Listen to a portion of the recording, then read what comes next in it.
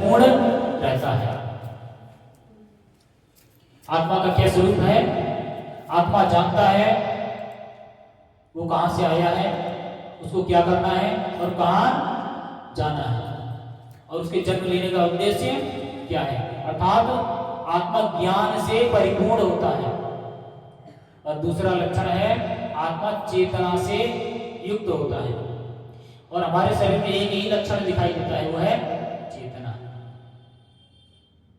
उसी के माध्यम से हम जान सकते हैं कि हमारे शरीर में आत्मा है या छोड़ गया। जब हमारे शरीर में आत्मा होता है तो हमारे शरीर में बहुत सारी क्रियाएं होती रहती हैं। जैसे हमें मच्छर काटता है तो उसके प्रति प्रतिक्रिया देते हैं। हमारे पेट जो उदर है उसमें भोजन की पाचन की क्रिया भी संपन्न होती है, और उसी के बाद हमें भूख का अनुभव होता है। ये सारी क्रियाएं जो है आत्मा के कारण ही होती हैं। और इसी से हमें पता लगता है कि हमारे शरीर में आत्मा है। अतः चेतना ही आत्मा का लक्षण है, ऐसा कहा गया है। हमारा शरीर निष्क्रिय हो जाता है तब क्या सोचते हैं, कहीं ये व्यक्ति भगवान के धाम को तो नहीं चला गया।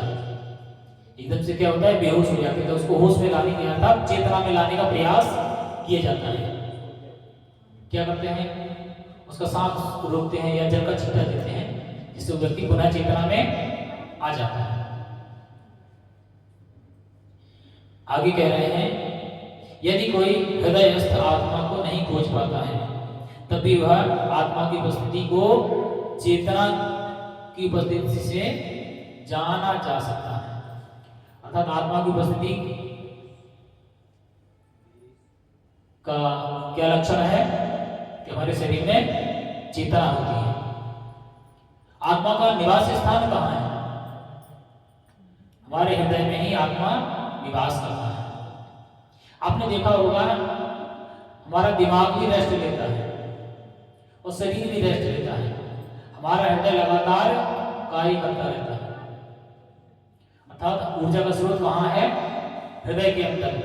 अगर हृदय निष्क्रिय हो जाए तो व्यक्ति की तत्क्षण मृत्यु हो जाती है। हमारे शरीर में एक ही अंग है जो लगातार क्रियाशील रहता है।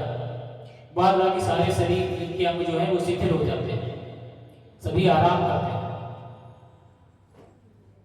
ज्यादा देर तक जगने पर आंखों में दर्द होना प्रारंभ हो जाता है, सर दर्द करने लगता है, शरीर दर्द करने लगता है।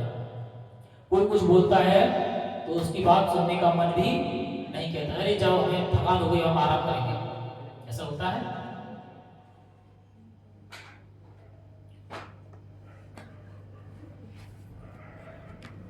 तो यही हमारे शरीर में आत्मा की उपस्थिति का एक कारण बताया गया है।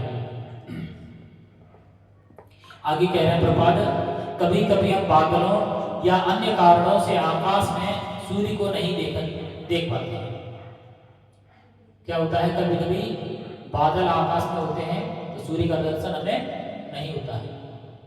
तो क्या सूर्य उदय नहीं होता? सूर्य उदय तो होता है, लेकिन बादल होने के कारण हमें उसका दर्शन नहीं हो पाता है।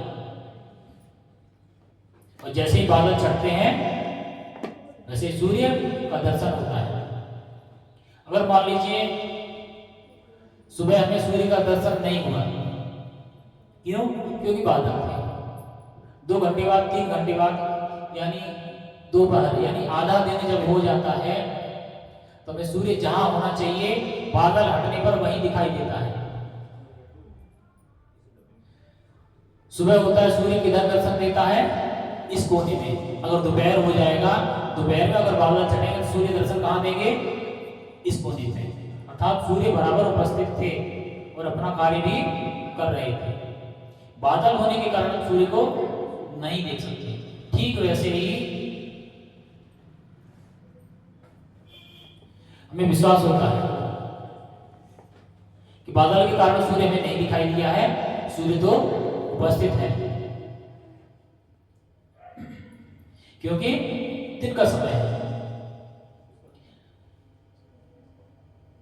और सूर्य की उपस्थिति में पता कैसे लगती है?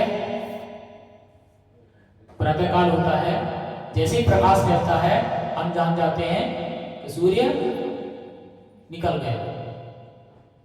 प्रकाश समाप्त होता है, जानते सूर्य अस्त हो गए।